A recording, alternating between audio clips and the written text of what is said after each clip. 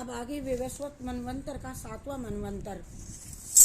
और मार्कंडेय जी ने कौष्टुकी से कहा कि हे विप्र, विश्वकर्मा की पुत्री संज्ञा मार्तंड देव की पत्नी थी। संज्ञा के गर्भ से एक महान पराक्रमी व विद्वान पुत्र विवस्वान हुआ, जो कि वैवस्वत मनु के नाम से प्रसिद्ध हुआ। संज्ञा सदा ही सूर्य को देखते ही अपनी आंखें बंद कर लेती थी, जिससे सूर्य देव ने नाराज होकर के उनको श्राप दे दिया। तुम मुझे देखते ही आंखें बंद क्यों कर लेती हो? इसीलिए तुम प्रजा को संयमन करने वाला एक पुत्र उत्पन्न करोगी। और इसके बाद संज्ञा ने सूर्य को चंचल दृष्टि से देखना प्रारंभ किया। तब पुनः क्रोधित होकर के श्राप दिया कि तुम चंचल दृष्टि से हमें देख रही हो और इसीलिए तुम चंचल नदी के समान कन्या उत्पन्न करोगी। और कुछ समय बाद पति के शापवश संज्ञा ने यम पुत्र और एक कन्या यमुना नाम वाली नदी को जन्म दिया। संज्ञा सूर्य की गर्मी के कारण बहुत ही कष्ट पा रही थी, अतः वह एक दिन रात यही सोचती रही कि क्या करूं, कहाँ जाऊं, कैसे करूं, ऐसा कौन सा कार्य करूं जिससे हमारे पति देव कभी क्रोध ना करें। और कुछ समय बाद संज्ञा ने अपने पिता के घर जाने का निश्चय कर लिया। और जब उन्होंने निश्चय करके अपनी एक छाया का रूप तैयार कर लिया, अपने रूप का छाया बनाई और फिर सूर्य के घर को तत्काल छोड़ दिया, जिससे सूर्य को यह पता न चल सके कि मेरी पत्नी घर में नहीं है, और स्वयं पिता के घर चली गई। संज्ञा छाया से बोली कि मेरे पति के सामने सदा ही अपने आदर भाव किया क्रियाकलाप से मेरे बच्चों का लालन पालन करती रहो। ऐसा व्यवहार तुम करती रहना कि जिससे उनके हृदय में ये संशय उत्पन्न ना हो कि तुम संज्ञा नहीं हो।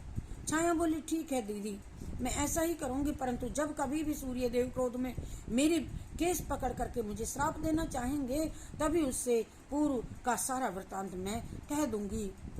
संज्ञा ने अपने घर जाकर के अपनी तपस्या शक्ति के द्वारा पाप रहित त्वष्टा को देखा।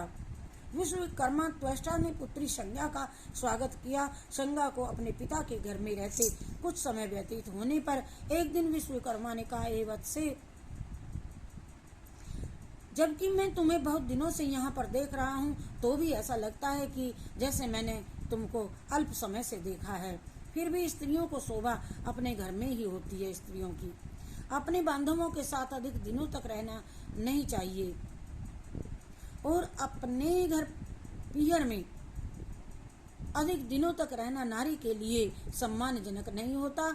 और तीनों लोकों में भी के स्वामी सूर्य तुम्हारे पति हैं, तुम ब्याहता पत्नी हो, मैं तुमसे प्रसन्न हूँ, तुम्हारा मैंने सम्मान भी किया है, आगे भी तुम आओगी जब भी मैं तुम्हारा स्वागत करूँगा। परंतु अब तुम्हें अपने पति के घर में चले जाना चाहिए और यहाँ बहुत दिनों तक नहीं ठहरना चाहिए, इसीलिए अब तुम्हें अपने पति के घर चले जाना है।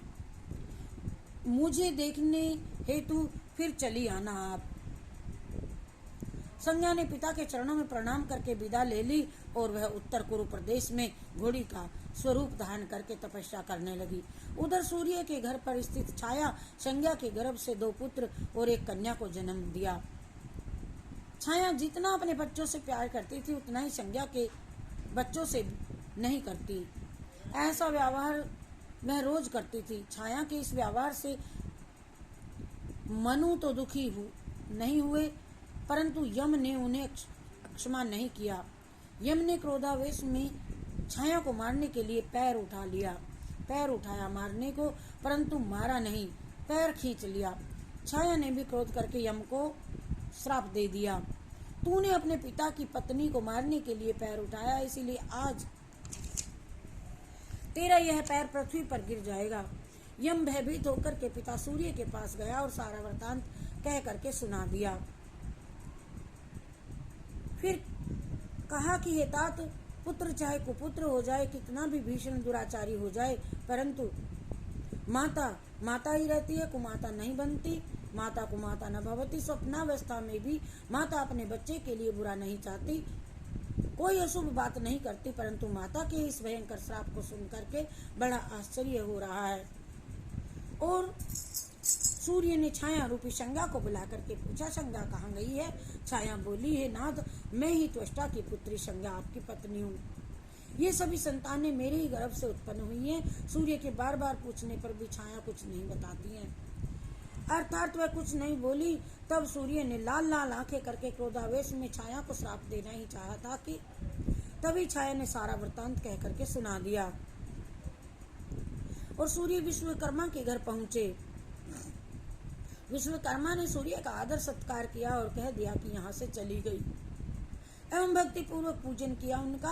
और उसके बाद सूर्य ने विश्वकर्मा से जब पूछा क्या संज्ञा यहाँ आई थी, विश्वकर्मा ने कहा संज्ञा पहले तो आई थी लेकिन अब चली गई, फिर मैंने उसे आपके यहाँ घर भेज दिया।